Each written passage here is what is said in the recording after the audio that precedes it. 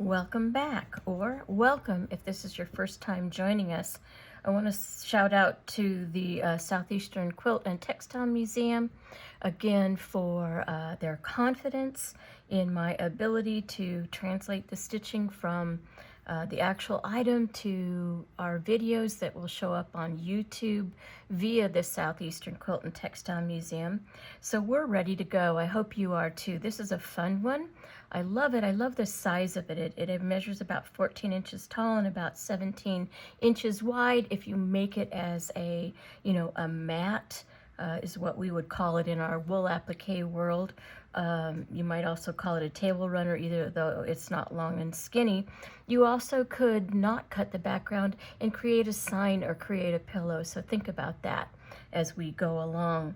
The first thing I want to do is inventory your kit. So this is our project.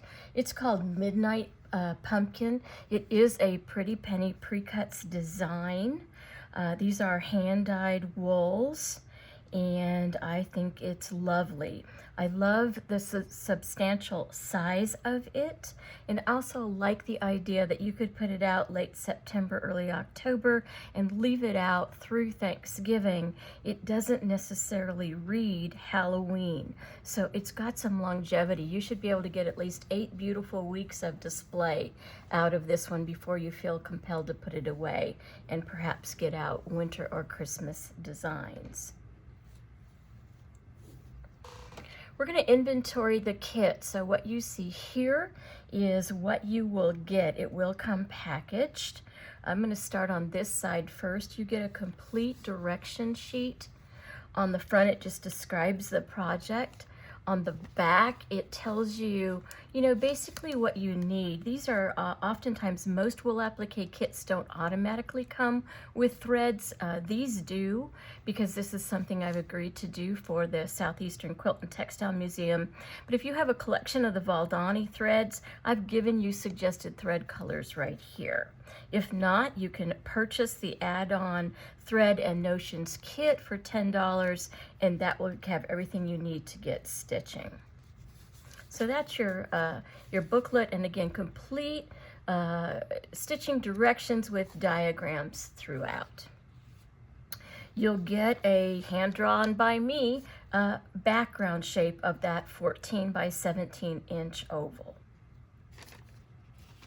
You'll get the die cut, so that will include the background, which is not die cut. And if you're wondering about the color, it may read black on screen, but it's actually a very deep teal, kind of the idea of a very dark midnight sky.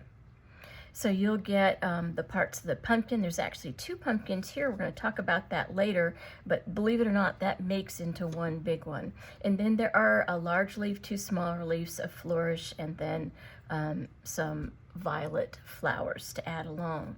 If you're opting for the Floss and Notions kit, this is what you will receive. I always like to give the things that I would use in studio. So there's a piece of freezer paper. That's actually what your background is made out of. There's a piece of parchment paper. There's a piece of muslin as a pressing cloth. We do need to do some steam pressing. You've got 5 floss colors, and then 1 pearl cotton color. I like this thicker for around the perimeter edge of your project. I include a mechanical pencil, a package of the size 24 chenille needles, which are perfect for the floss, and 2 size 22 needles, which have a larger eye, which are perfect for the pearl cotton. That's an introduction to your kit, and that's what you would receive. I look forward to stitching with you, so follow us along, and thank you for joining us. Again, Southeastern Quilt and Textile Museum with Laura Bosma, Pretty Penny Pre-Cuts, your stitching host.